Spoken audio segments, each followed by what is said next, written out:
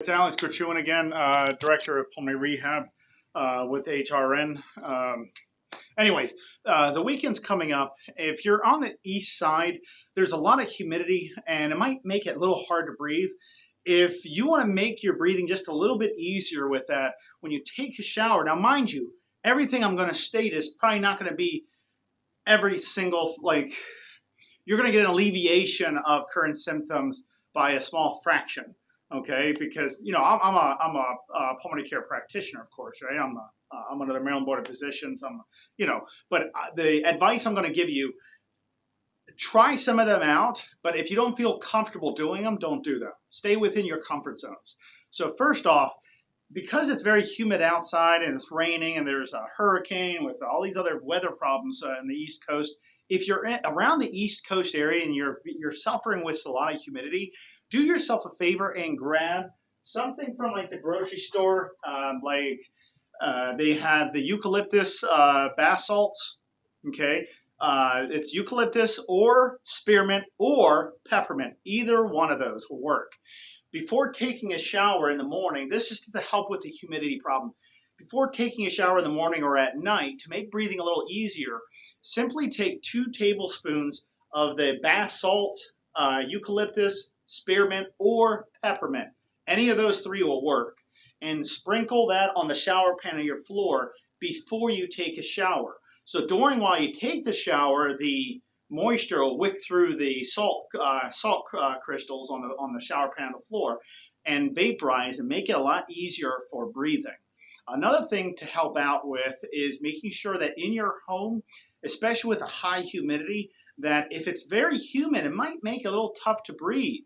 So by cooling it down a little bit, by adding AC to your home, it will actually take a lot of humidity away, just to make it a little easier to breathe throughout your home. Please also make sure that your home filter, that's the heater or air conditioning filter, are changed according to the manufacturer's guidelines. You can find the instructions on the home filter. That's for the AC, for your air conditioner or heater.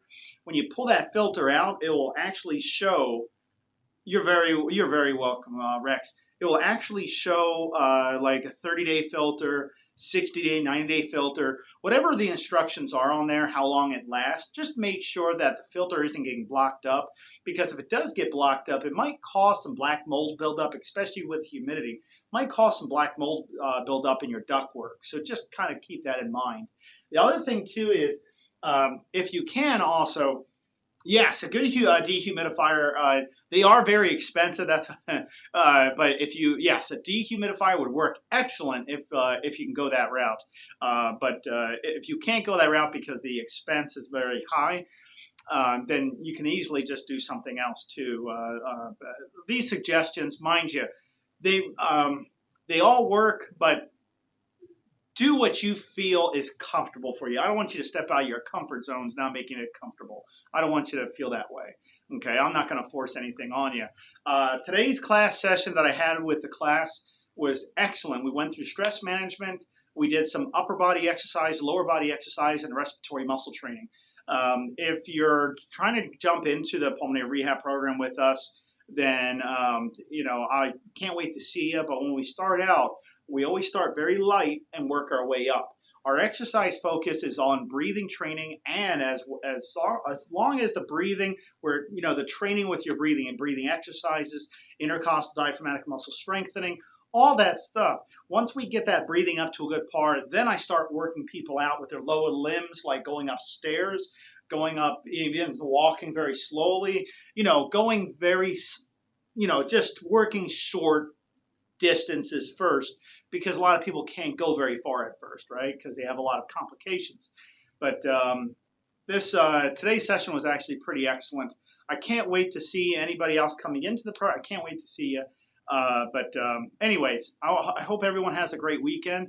Oh, no worries, Rex. You don't have to worry about spelling. I have a hard time spelling too, but with math, I'm excellent with math.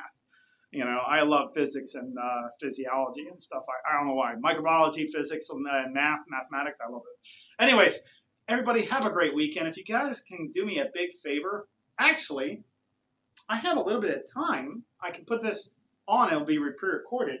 Why don't we do a very quick exercise. You guys mind? I know there's not a ton of people in here, but if you guys don't mind, yeah, if you want to do a quick session, just a stress management session, I mean, I can incorporate that. Or you want to start your weekend? Okay, all right. If no one wants to participate in that, that's fine. But yeah, I can't wait to see you in session. And when you come in the session, remember, it doesn't matter what you can't, what you can or cannot do. We always start very slow. You want to do something? Oh, with that, okay. So Nancy and Karen. Karen definitely wants a quick session. And Nancy, what do we do with the towel thing and tub? So that was just in case you don't have your devices yet. Because, we have to rely on the Postal Service to give you, to send the kit to you. The kit just comes with the equipment, the starting equipment you need to start in therapy. It's very easy, but it's just, we do have to rely on the Postal Service. But in the meantime, you could do something like this. You can either pretend this is a therapy stretchy band, medium strength, non-elastic, or you can think of this as a scarf or a towel, okay? Take a towel or a scarf like this, enough length, enough slack to actually wrap around your upper trunk of your chest, not on your diaphragm yet. Just put it on your chest, wrap it around once, don't tie them into a knot. So cross them, then breathe in. Nice and deep, pull your chest up like so.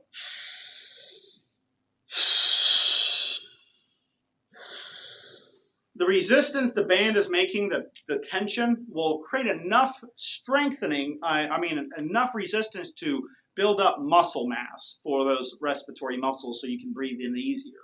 Doing this around 6 times a day, I know it sounds like a lot, but it has to be therapeutic. 1 or 2 times won't cut it. It's not going to be therapeutic.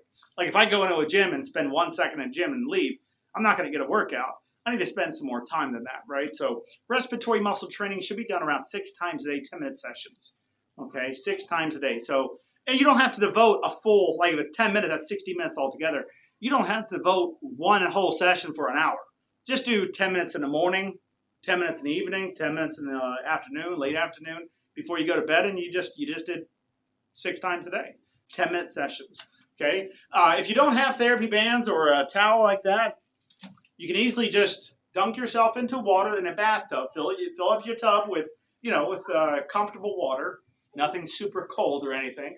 Submerge yourself into the water. Keep the water level above your shoulders.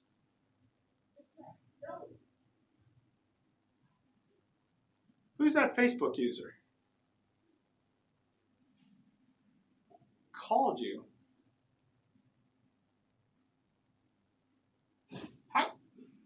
Why would you write that on there on the comment section? Anyways, you submerge yourself into the water. Okay, you submerge yourself inside the water, and you keep the water level above your shoulders, lower than your chin. You take a deep breath in. The water pressure will push on your thorax as you're breathing in, creating resistance, and that will be like a weight. If you just breathe in normally like this, might not be any weight. Brianna, can you do me a big favor right here? Please come here really quick, just real quick. I don't know who this person is because it just says Facebook user, but it says, I think this is all BS with nobody called me back. And it says, these people never call you back. We called, did you not call a lot of people? Yes, we called almost. So I'm not sure what you're talking about, but I think that was extremely rude and not professional at all. If you can do me a favor and just make sure I will that. address this. Yes, please. Okay, because these people don't need that. And, for the people that are entering into my class, weren't those people were Facebook users? Yeah. Okay, so the people in my sessions were from the Facebook group. So I'm not sure who you said that these people don't call you back. I don't think you're in the right mind frame, but I don't think it's a good idea for you to actually join us. Just because with that type of attitude won't get you anywhere, buddy. I'm not sure who you are. That's it. Oh, they're in chat a lot when they're not busy. Yeah, but these people that come into this program, Okay, then they work out with us. They're the ones improving, but my staff calls them. But you have to understand, how do you call 500 plus people? You know, we will get to you once we get down to your number. You know, once we get to you. But there's a lot of people trying to get into this program. I'm not sure if you know Mr. or Mrs. Facebook user, which I don't know what your name is. I don't appreciate that type of comment at all on that chat. I think it's extremely rude, very not professional at all. If you think this is BS, then how could we get approved through CMS, through Medicare, and get all the certifications and be on the Maryland Board of Physicians, as well as being fingerprinted by FBI to become a clinician? How could that be BS? So I don't think, thank you very much, Nancy, but that person, I just did not like that. These are people that actually want to change their health. They want to improve with their lungs and be able to breathe better, get increase in their lung functions. How could you say that this is BS? And I'm not taking it that personally, but where's that result I got? I have that result here. These results. 1 second here. Okay, so let me just cross out the person's name. You call this BS? You want to call this BS? Here, let's see. Narrative. Let me make sure I cross out names. Full pulmonary function test. Barometry suggests restrictive ventilator deficit. There's no significant, this is from the person's doctor, by the way. Okay, there is no significant bronchodilator response. The lack of bronchodilator response does not preclude the use of bronchodilators if clinically indicated, meaning the person doesn't need to use respiratory medications anymore. Second part. Lung volumes. Total lung capacity is mild reduced at 75% predicted, 3.44 liters. Diffusion capacity is severely reduced at 27% predicted. Compared to a prior done, on August 25th, 2022, lung volume capacity has increased from 2.94 liters up to 3.44 liters. Patient went from 66 up to 75% FEV1. So if what you thought was BS, then how do we get somebody from a bad lung stage back up to normal? You tell me that. Who is it? James Buchanan. Never even seen any of it. James Buchanan? Yes. Then James Buchanan can leave. I'm not going to have these people subjected to that. That's ridiculous. Okay? James, good luck to you. But if you needed help, I would have been happy to help you. But I definitely don't like that type of words. Okay, I know those types of words very well. We all do, but we're good people here. Okay, we're very good people. High rated, ratings very high on Google, and with doctors' offices and hospitals affiliated with so many organizations. So I'm not sure what you're talking about, but if you want to do yourself a favor, for me or anything, or for you at least, not for me, nothing for me. If you want to do yourself a favor, why don't you give us a call when you're ready to actually get better? But if you want to stay the same and have a very rude attitude, I don't think that's a really good idea, okay? These people don't need that. And those people that are in here actually want to be in the program, okay? Look, Kenneth Dodge, I received a call back in a pretty fast time yesterday. We go down the list, but there's a long list, and we don't have 500 staff members. This is a private office clinic that is it's a medical clinic. So we have our signs in the back, it's a big building and stuff like that, but we have clinicians here that call you, but they have to get through the list first, so they're trying to call everybody. But, I always got a response, I just didn't think that was very appropriate at all, especially for how much work we actually do with people and the transition they make from not being able to do a lot to anything to being able to do so much more. So, yeah, I think that was disgusting. So I apologize for everybody for listening to that, but that was disgusting to me, and I'm ex-military, I served my country very, very well. After that, I kept serving my country in the medical field, okay? So 750,000 people to this day entered in this program, 750,000 people where all the hospitals and everything threw those people out to go back home during COVID so those people can just die, and we took them. Okay, we took those people in because those were human beings. They deserve better than that. They shouldn't have to go to the hospital, get sick at the hospital, and then go home at the worst kind of way. They should not have to go through that. And that's the reason why I resigned with a hefty, nice little paycheck. I resigned as a director of pulmonary rehab because at that facility, the insurance companies, no offense to any insurance companies, but those insurance companies, they allowed somebody to go into the facility, but they said, oh, that person can't, can't pay. This person can't do this, can't do that. We're just going to send those people home. And I was like, I'm not going into the medical field for this. I'm not going to, these people need more help. You can't just put them into a facility and just get rid of them.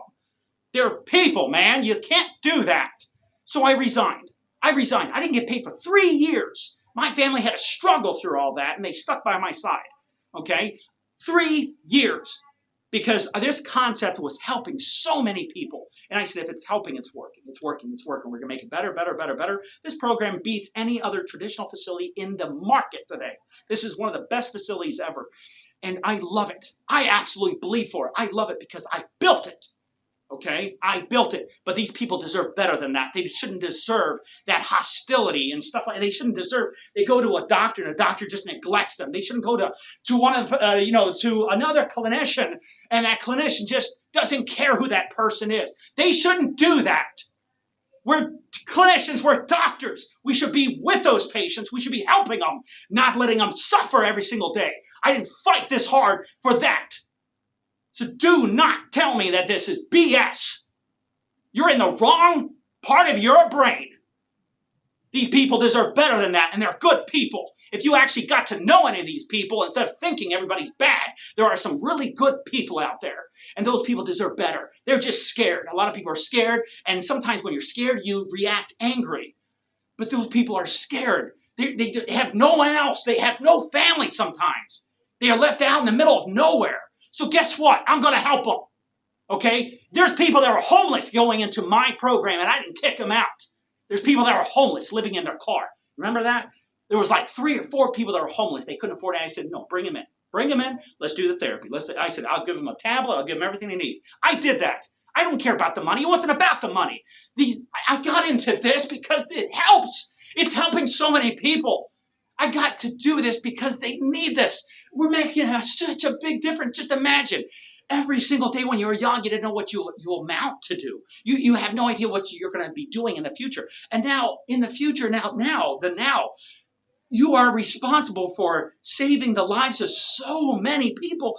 And they're actually improving so dramatically. Why would I stop this? Are you kidding me?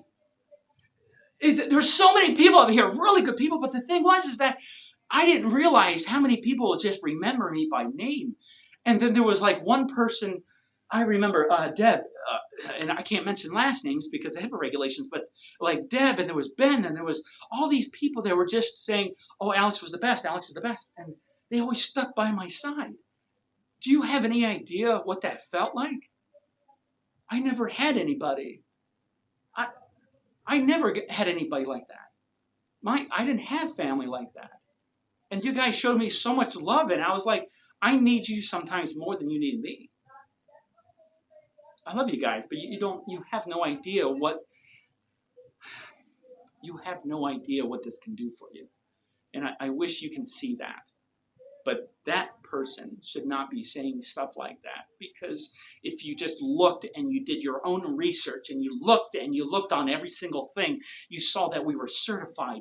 We hold the highest records in the freaking world. And there was another word I was going to use, but I have my head telling me, don't say those bad, foul languages like you just did. These people need this. And Dr. Shaw and I, Dr. Murad, Dr. Shaw, all those doctors, Dr. Scott Jerome, people over in Nova, Pulmonox, the people at Johns Hopkins, the people at Northwest, the people at Carroll Hospital. I mean, AHA, you're talking about Innova, you're talking about all these people, all these organizations, Houston Methodist, you're talking about all these organizations, all these big-time hospitals use us. They have their own program, and they use us because they know what we can do. And doesn't that mean anything to you? Come on. Think better than that. These people are awesome people, but everybody, even me once in a while, needs a little help. especially to get back on our feet and starting to walk a little bit. I hope you understand. I mean you guys to the highest respect, but I don't ever want you to go through that type of abuse, ever. Okay? Guys, that's it. I'll see you guys back on Monday for my class, and for the live streaming. I'll see you back on Tuesdays and Thursdays. I hope I made my point clear. You guys mean a lot to me, but I just wish you can see it. I hope you do. I'll see you guys later. Bye-bye.